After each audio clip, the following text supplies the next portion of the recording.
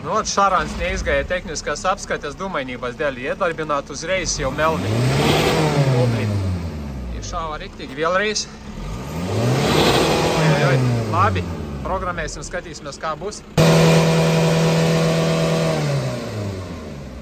Tagad ir pārprogrammēts vadības bloks, tehniskā apskate un dumainība ir vieninieks.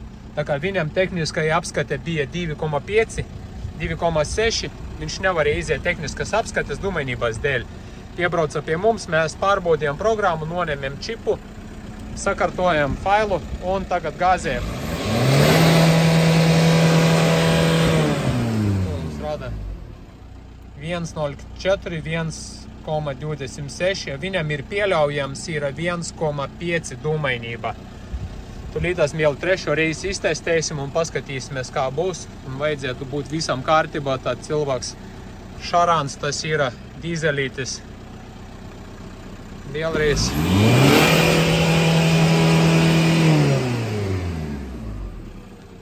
$0,89.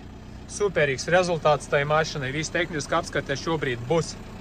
Ja arī tava mašina ir problēmas ar dumainību, vai gribi pārbaudīt mašinu uz jauda stenda, vai tikt galā ar DPF, Gēro, AdBlue, veikt profesionālu diagnostika data logus, pārbaudīt dumainību vai COCH benzinām, var droši pieteikties pie mums autochip.lv 277 44 725.